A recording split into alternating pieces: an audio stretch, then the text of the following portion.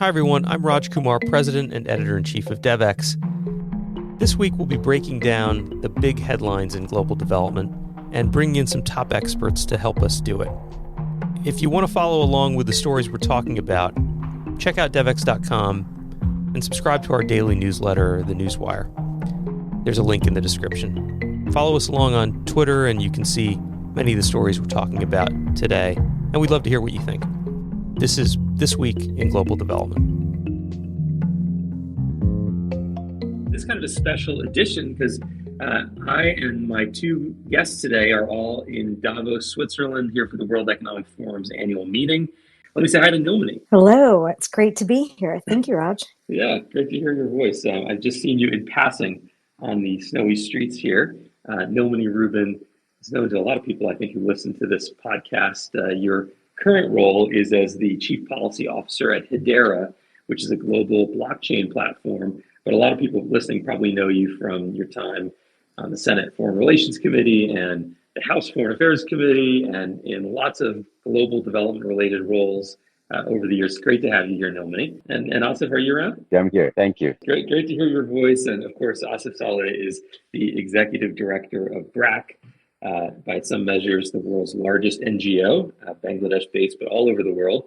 So it's great to have the two of you here because I think you're both Davos veterans. I've seen you around in prior years. I think this is my 9th or 10th year. I was trying to figure it out. By this point in the week, it's nearly over, and I can barely remember my own name. I don't know about the two of you, but this is an intense few days where you go from meeting to interview to panel. How are you feeling, Emily? I am energized and completely wiped out. You might be people who know me might think my voice is a lot lower now, and that's because it's almost gone. All right, we're going to squeeze all the last bits of voice you have left. Asif, how about you? How are you feeling? Yeah, same here. But I think in a sense, I must say that when I came here, I was feeling quite like listening about the problems and everything. I was feeling very overwhelmed.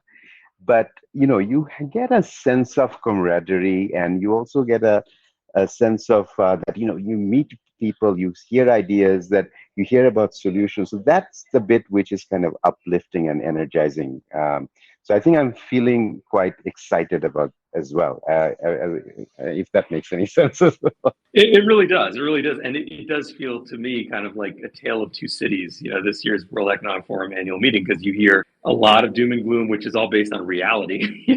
Things are really bad by many measures. But then you get to hear exciting social innovators. I've met with several social innovators today. They're doing incredible things. And all these technology leaders that are here, people really at the cutting edge of new tech. And so you see kind of what's possible too at the same time. Nilmini, what are some of your takeaways? Like, I know it's hard to process after all the events and meetings and such, but anything stand out to you? I think the two letters that stand out most from this Davos are the two letters AI. I think that AI came up in almost every panel here. The impact of AI on, every single sector is discussed. And so that's been really exciting for me, working in the blockchain digital ledger technology space, because we have a lot of solutions on that I can go into later. But AI and its impact, I think, has pervaded every conversation in Davos this year. It has, and almost to Asif's point, it's almost to the point of being a little bit of a joke where, we have these sessions and people who have not been here may not realize there's actually a lot of humanitarian and development and sustainability and health, global health sessions. But we'd say all these negative things, and somebody toward the end would say, but AI might get us out of this. So almost a little bit of a joke. Yeah. But there are some exciting things too.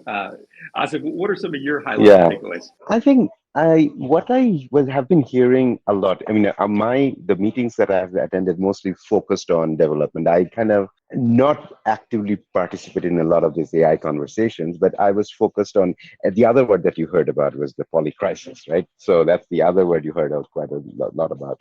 And for me, I think what I sensed is that there is this growing acknowledgement that it will really, really take like a different type of partnerships going forward to basically tackle some of these challenges. So we then call it public, private, philanthropic money coming together, talking about different types of financing model where you need to expand the and sort of the current resources that are available.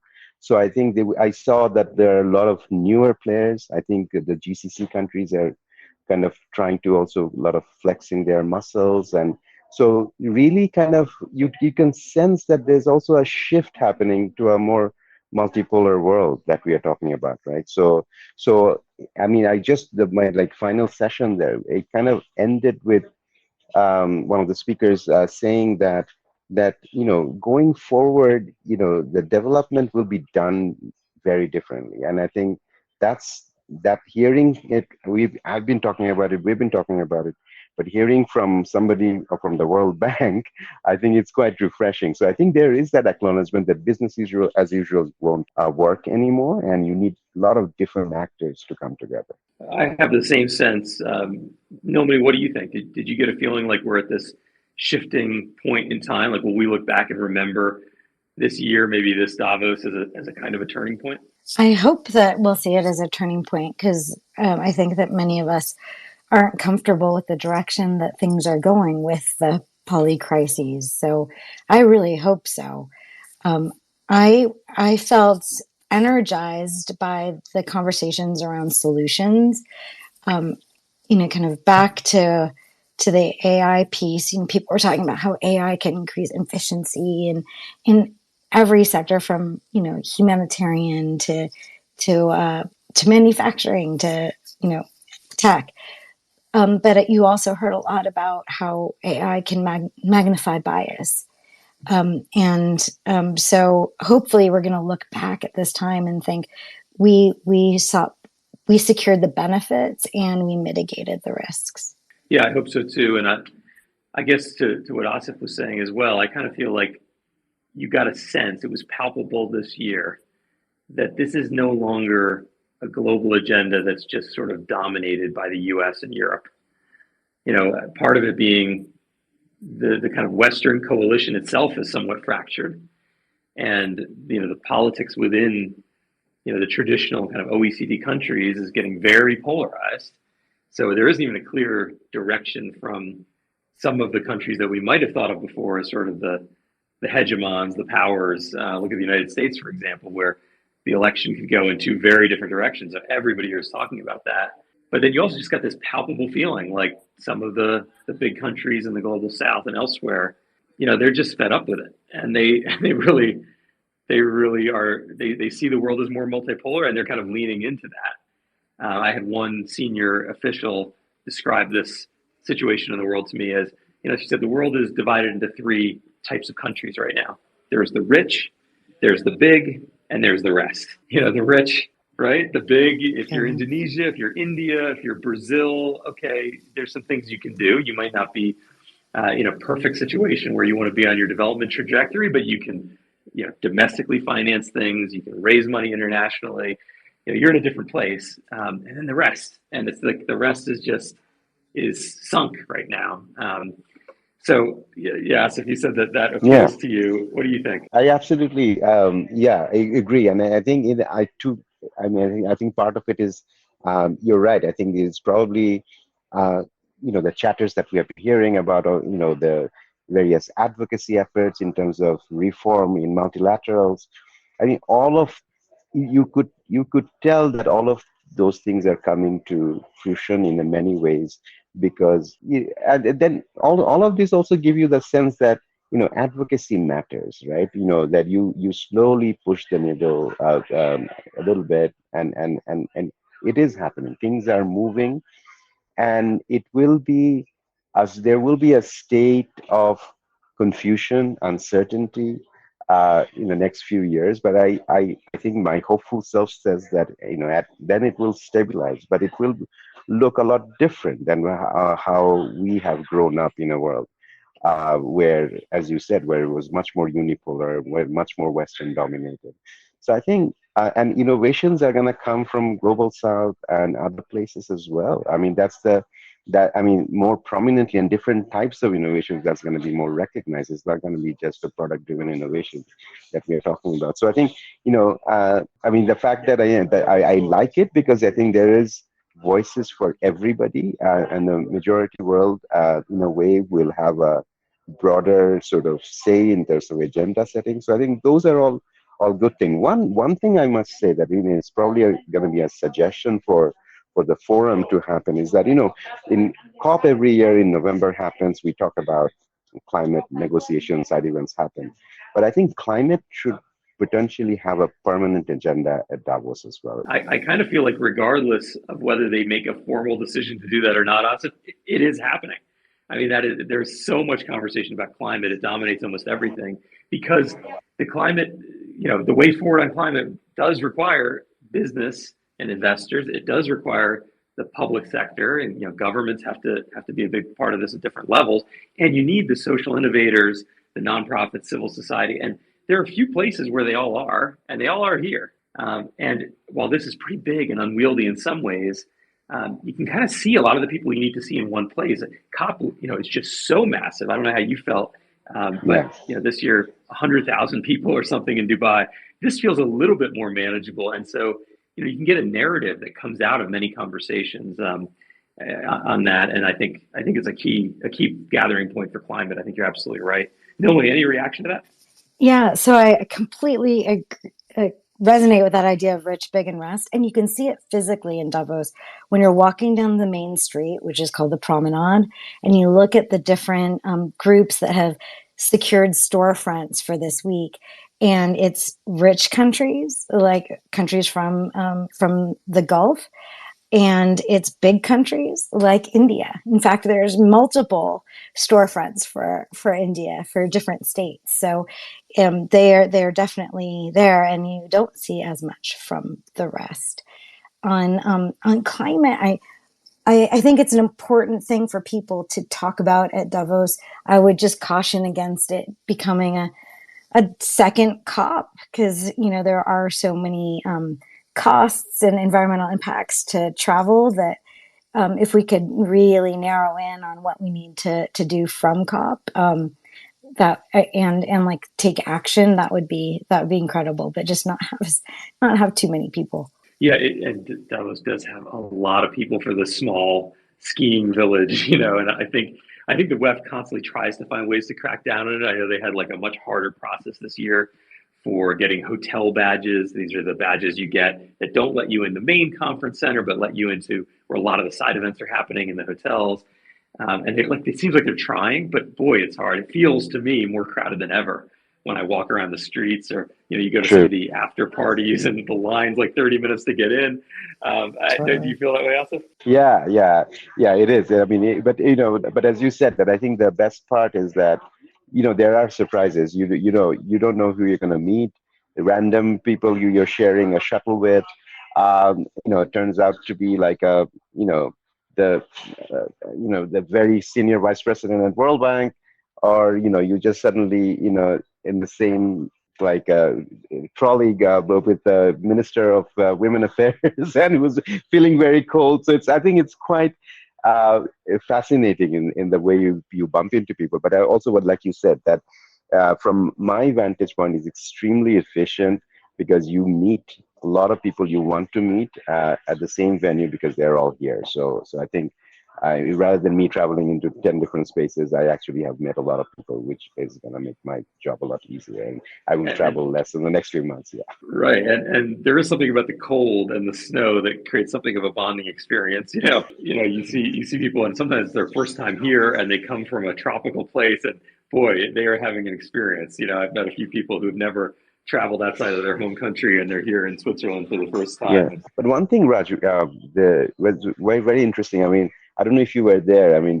my week started with the breakfast which was hosted by the Gates Foundation, and Bill Gates spoke about the future of health, where he said, I didn't know this before, that both Gavi and the Global Fund was actually conceptualized in Davos.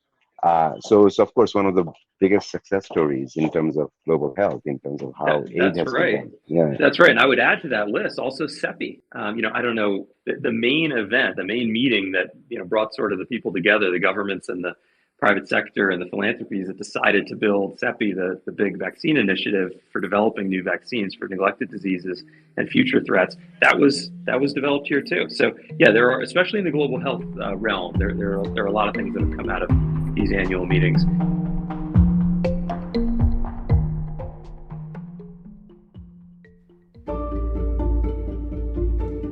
The world is facing a range of health threats, from an increase in disease outbreaks to the health impacts of climate change.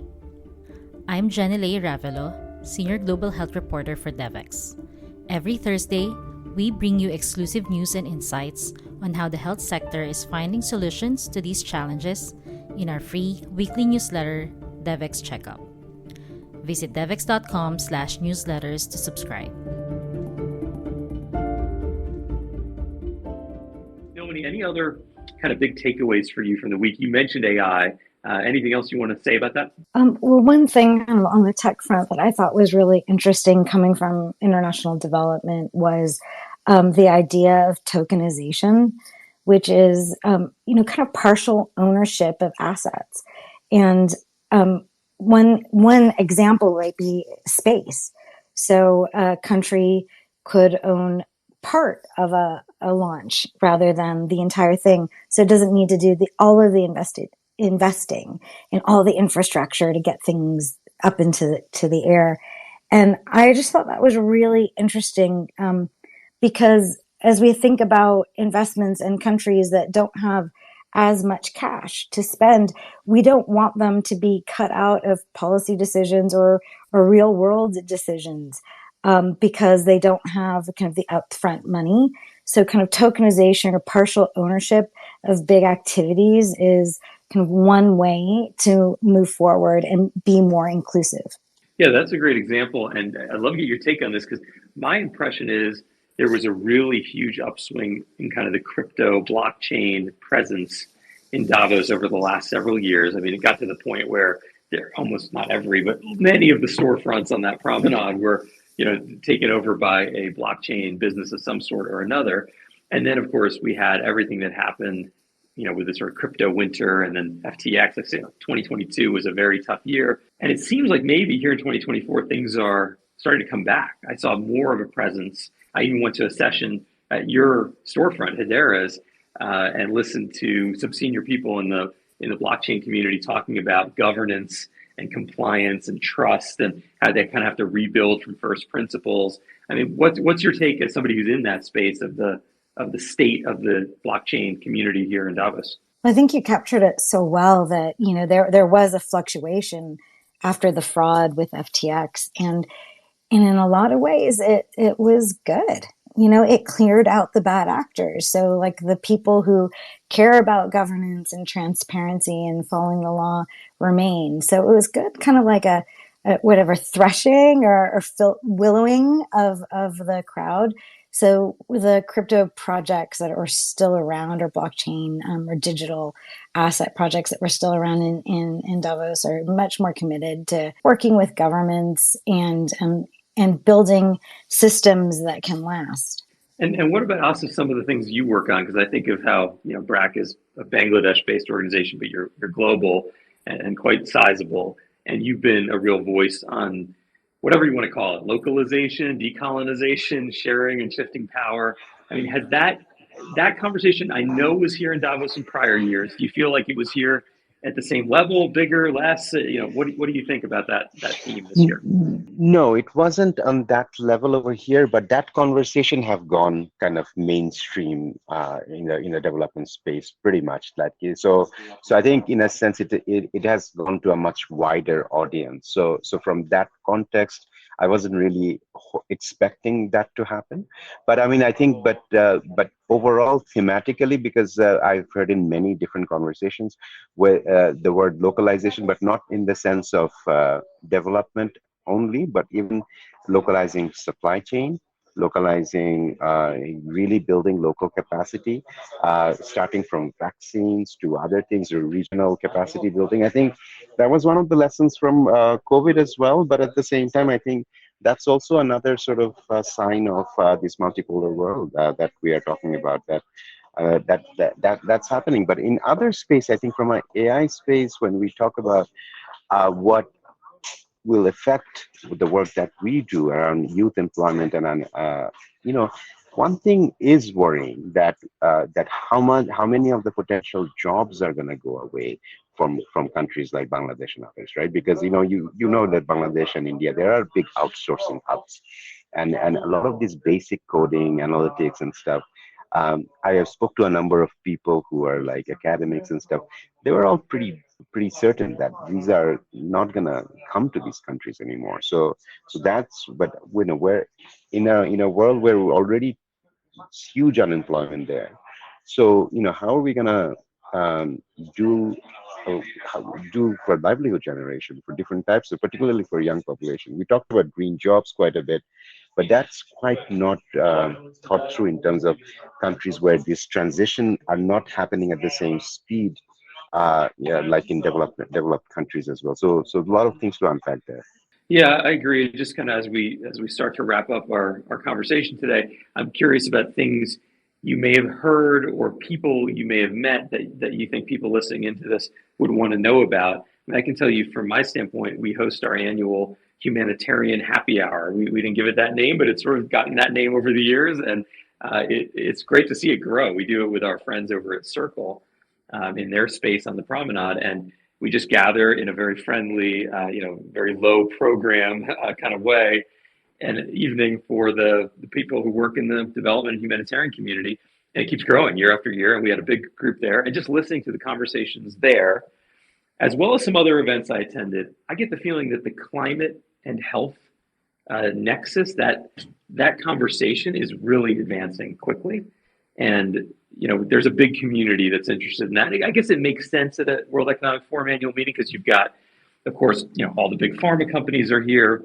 You've got lots of people from the health community on the academic side and the policy side. And then, as we all talked about, lots of people from the climate community are here. So that was one takeaway for me when I try to think of the big themes that I think are going to come out of this. I think there's quite a bit of discussion around climate and health. Anything from your end, Nilmini, that you think people should know about? Well, I agree completely. I would add democracy. There was just a lot of conversation and concern around governance and democracy in this year, where a huge amount of the world will be voting and choosing new leaders, in terms of population as well as in terms of economic power. So I think that uncertainty around the elections was on many people's minds, and uncertainty on how to improve governance in this period. Yeah, I think the three of us, we're just missing, a Pakistani friend and maybe, a Nepalese friend, a couple of others, and we've got pretty much South Asia covered between the three of us. And I think I don't know about every country in South Asia, but certainly India and Sri Lanka and Bangladesh, which just had its election, all of them have elections this year, as do some 60% of the world. So you're right. I heard a lot about elections and a lot of concern about the state of democracy and growing authoritarianism around the world and what that portends. So I think that's a great one to raise. Asif, any from you that you want to share with people before we close? Yeah, I absolutely agree. I mean, because Bangladesh was the first country to go into election this year. I mean, every single individual I met asked me about the election. So I was surprised to see that how much airtime it got internationally. But on a different note, I think that what was quite interesting was that the growing acceptance of also the recognition that very large role the non-traditional philanthropists are going to play in the coming space, right? So I think we had a number of these in COP, and we also saw that here, that high net worth individuals, these foundations will need to play a big role in bringing in this kind of blended financing in some of these handling these development challenges. So how to make them strategic and more and more. I think that's, of course, BMGF, the Bill Gates Foundation is they're playing a lead role in this, but but I heard that quite a bit as well from my vantage. Yeah, I don't know whether I was just hearing because I was listening for it because it aligns so much with, the piece that I wrote just about a week ago now, just sort of predicting what's to come in 2024. And a lot of what you just said, Asif, is what I talk about, and that it seems like bilateral aid is under a lot of pressure, in part due to what Nilmini raised just a moment ago, that we have all these elections and there's a rightward leaning momentum in a lot of the world, including here in Europe, and that's leading to real pressure on bilateral aid. At the same time, the humanitarian crises are getting worse, so a higher percentage of the aid budgets are going there. There's also more money going to sort of private sector initiatives because people see that as a possible solution. So traditional long-term development aid is really getting squeezed, and that obviously raises a lot of questions for foundations like the Gates Foundations.